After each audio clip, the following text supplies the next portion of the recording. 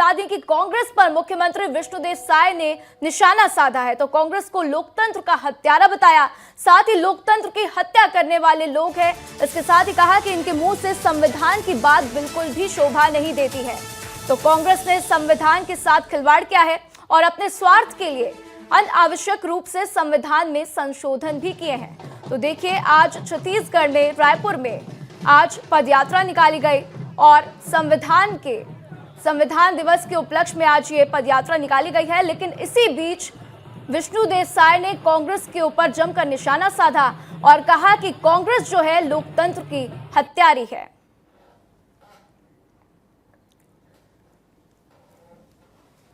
संविधान के साथ अनेकों बार उन्होंने खिलवाड़ किया है। लोकतंत्र की कांग्रेस पार्टी ने इस देश में इमरजेंसी लागू करके हत्या की है। और इसी बीच इसी पर एक और अपडेट आपको बता दें कि संविधान दिवस पर छत्तीसगढ़ में सियासत गर्मा गई है, क्योंकि सीएम के सलाहकार पंकज झा ने भी कांग्रेस पर निशाना साधा है। तो एक्स पर पोस्ट करते हुए उन्होंने लिखा कि कांग्रेस को संविधान पर कोई भी आस्था नहीं है। संशोधन के नाम पर अब तक 100 बार संविधान को तोड़ा गया है, मरोड़ा गया है। तो उसे लोकतंत्र से इतना प्यार रहा कि 100 से अधिक बार बात बात पर चुनी हुई सरकारें गिराई गई हैं। तो उसे तंत्र पर ऐसा विश्वास था कि अयोग्य घोषित होने पर आपातकाल भी लगा दिया। तो देखिए, इंदिरा गांधी ने जिस तरीके से इमरजेंसी लगाई थी, उसके बाद से बार बार कांग्रेस के ऊपर सवाल उठते रहे कि कांग्रेस ने संविधान के साथ सही नहीं किया और बार बार संविधान को तोड़ा गया है, मरोड़ा गया है।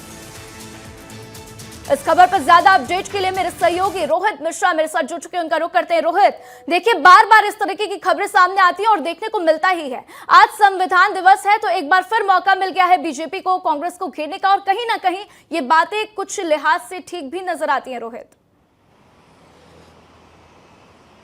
बिल्कुल, देखिए, संविधान दिवस के 75 साल देश मना रहा है, पदयात्रा हो रही है, संविधान में जो योजनाएं हैं उनको लेकर बातचीत हो रही है। लेकिन इस बीच पे राजनीति भी जो है वो गर्म है। पंकज झा सीएम के सलाहकार हैं, उनका साफ तौर पे वो 5 बिंदुओं को लेकर कांग्रेस को घेरते नजर आए। उनका कहना था कि कांग्रेस को ना आस्था है, ना प्यार है, ना विश्वास है, ना ही संविधान से कोई लगाव है, ना ही प्रतिद्वंद है। ऐसे कई तरीके की बात वो कह रहे हैं और खास तौर पर इमरजेंसी के दौर को लेकर वो कांग्रेस को घेर रहे हैं। साफ तौर पर उनका कहना है कि जब अयोग्य घोषित हो गई इंदिरा गांधी, तब उन्होंने इमरजेंसी लगा दिया। इमरजेंसी वो काला दौर था संविधान का, संविधान की का कि जिसपे जो है वो तमाम लोगों को अंदर कर दिया गया, कई लोगों को जेल के अंदर भेज दिया गया और जो अयोग्यता थी उसको छिपाने के लिए इमरजेंसी लगाया गया था। इसके साथ ही मुख्यमंत्री विष्णुदेव साय ने भी इसको लेकर कांग्रेस को घेरा है। उन्होंने भी इमरजेंसी के दौर की बातें जो हैं वो बताई है और उन्होंने कहा है कि कांग्रेस जो है वो किसी भी तरीके से संविधान का पालन नहीं चाहती और लगातार उस पर बदलाव भी किए गए और बदलाव करने के बाद उसे